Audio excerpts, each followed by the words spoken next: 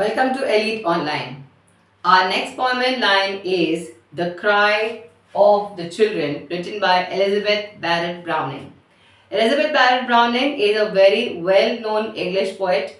Her poems usually revolve around themes of human reality, and one of her well known poems is The Cry of the Children, which talks about the cruelty towards children in early 19th century England, where it was booming with industrial revolution. The poetess speaks about the emotions of the children, how they are hampered. They have no freedom to play, they have no other choice but to work in coal mines. Very beautiful yet very sentimental. First, we read about the poet. Elizabeth Barrett Browning, born in 1806, died in 1861, was born at a time when women could neither attend university nor vote. Elizabeth Browning achieved lasting literary fame and is remembered today as one of Britain's greatest women poets, one whose work has inspired writers from Emily Dickinson to George Eliot and Virginia Woolf. A literary giant and a high profile activist for the abolition of slavery, Elizabeth was a writer who defied chronic illness and long term disability to make important contributions to the world of literature. She herself was disabled in her feet. She believed that poetry should not be simply an ornamental art, but should act as both a record of the times and an investigation into them. In her poetry, she addressed issues such as oppression of children in the labor mines and mills of England, slavery, and the poor conditions of workers in general, among other social injustices. Elizabeth Browning's The Cry of the Children, a part of a much longer poem of the same name, is a passionate indictment of child labor in 19th century industrial England. The poem questions the exploitation of child workers and condemns it throws away both the people and societal institutions that uphold child labor as a practice. She completely disagrees with it. Although the poem was criticized for being a deeply sentimental work, it succeeded not just in exposing the exploitation of working class children, but also in rallying greater public support for child labor reforms in industrial England. Which means after this poem was written, there were a lot of changes brought into the law system of England, wherein child labor was then completely or slowly abolished. It is still a crime to hire or to employ children below the age of 14. The Cry of the Children by Elizabeth Barrett Browning. Do you hear the children weeping, O my brothers? O my brothers, she is addressing her own brothers, means other people. Are you able to hear the children that are weeping before the sorrow comes with tears? Even before they understand what sorrow, what sadness is? They are leaning their young heads against their mothers for comfort, and that cannot stop their tears. Even that is not able to stop their tears. The young lambs are bleating in the meadows. The young birds are chirping in the nest. The young fawns are playing with the shadows. Fawns means peacocks. The young flowers are blowing towards the west. All these things are free. The lambs, the birds, the fawns, the flowers. But the young children, oh my brothers, they are weeping bitterly. They are crying so much. They are weeping in the playtime of the others, in the country of the free. They are weeping during a time when they should be playing, and in a country which we so boastfully say, we so proclaim it's free. They look up their pale and sunken faces. They look up everywhere with their pale and sunken faces, and their looks are sad to see. There is so much sadness on their face. For the man's grief abhorrent draws and presses down the cheeks of infancy. When a man grows up, he is burdened with worries, he is burdened with responsibilities. But the same burden now we can see even in infants. Your old earth, they say, is very dreary. Our young feet, they say, are very weak. Your old earth is very scary. Our young feet are very weak. We are so tired working that we feel that our legs are very weak. Few paces we have taken. We have walked only a few steps, yet we are tired. Our grave rest is very far to seek. We can't even wish to die because by the time we'll die, it is still very far. Ask the old why they weep and not the children. For the outside earth is cold. Ask the old why they weep. Why not the children? The children should be crying because they're not getting to die. For the outside earth is cold. Your people are cold towards us. They don't have any feeling, they don't have any love, they don't have any warmth for us. And we young ones stand without in our bewildering, and the graves are for the old.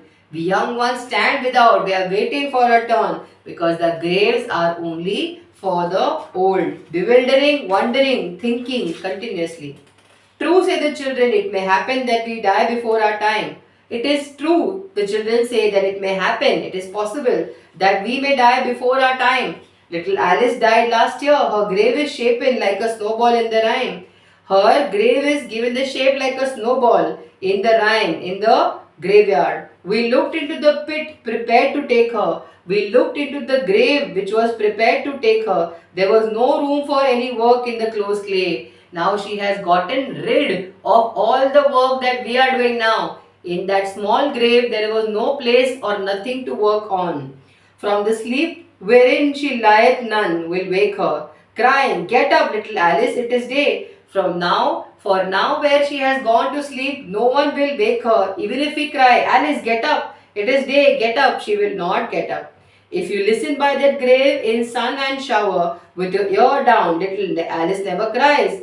When it is raining and when it is sunlight, if you keep your ears near her grave, you will never hear the little Alice cry because she has got rid of all this misery. Could we see her face? Be sure we should not know her. If we saw her face right now, we are sure we would not have recognized her. For the smile has time for growing in her eyes. What a beautiful line. For the smile has time for growing in her eyes. When you smile, your eyes brighten up.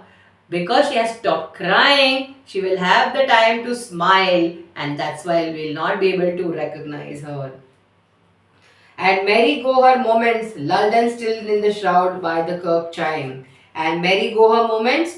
I'm sure her time now is a happier one, lulled and stilled in the shroud. It is all wrapped in the wax cloth in which she was wrapped by the kirk chime, by the sound of the church which is rung at the time of death.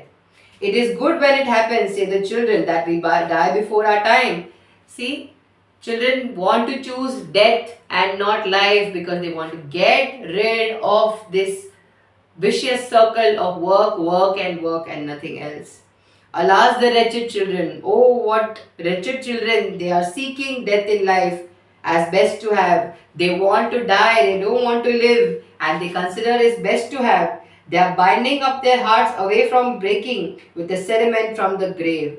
Their time binding up their hearts, they are holding on their hearts from breaking with the sediment from the grave, with the sediment like a cement, like a mud from the grave. They want their okay to die.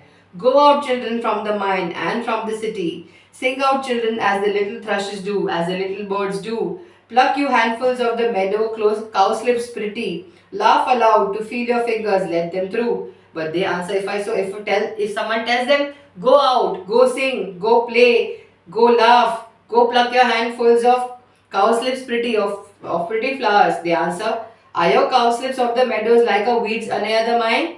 Are your flowers near the meadows like our weeds, those smelling things near the mine? Leave us quiet in the dark of cold shadows from your pleasures far and fair and fine. Don't tell us about your fair pleasures and fine pleasures. Let us be quiet in the dark of cold shadows. For oh, say the children, we are so tired, we can't even stand, we cannot even run or jump. If we cared for any meadows, it were merely to drop down in them and sleep. If we cared to go out in an open ground, it was merely to drop down in them and sleep. It is referred to death. Our knees tremble slowly in the bending. We have to keep bending the whole day. We fall upon our faces trying to go, and underneath our heavy eyelids drooping, we are so sleepy we won't even be able to even enjoy. The reddest flower would look as pale as snow. Even if we saw the reddest flower, it would look as white as snow. Again, another simile. For all day we drag our burden tiring. For all day we drag our burden. The heaviness and the tiring takes such a toll on us that we have no energy to do anything else. Through the cold, dark underground, or all day we drive the wheels of iron in the factories round and round. Either we are bending and picking up coal, or we are driving the wheels of iron in the factories round and round. For all day, the wheels are droning, turning. Their wind comes in our faces till our hearts turn or our head with pulses burning and the walls turn in their places. We feel giddy. Walls cannot turn in their places, but we feel that the walls are turning in their places. We are so tired, so annoyed, so frustrated that we feel that even though so giddy because of overwork. Turns the sky in the high window blank and reeling. Turns the long light that drop it down the wall. Turn the black flies that crawl along the ceiling. All are turning all the day and we with all. And we are also turning with everything. Everything is turning round and round. We are also turning round and round. Means there is no gap in their work. Whatever happens, they have to go to work. Whatever happens, they have to run the machines. Whatever happens, they have to work in the coal mine. And all day the iron wheels are droning, and sometimes we could pray, "Oh, you wheels!" breaking out in a mad moaning, "Stop! Be silent for today." So sometimes we tell the machines only, "Stop for one day at least. We'll get rest for one day." So this is about the poem, The Cry of the Children. The theme is very, very dark. Alright, when we say there is a dark theme, it talks about the cruelty. No one is bothered to bring these children out of this darkness. I'm sure you must have understood. Don't go anywhere. See you soon. Thank you.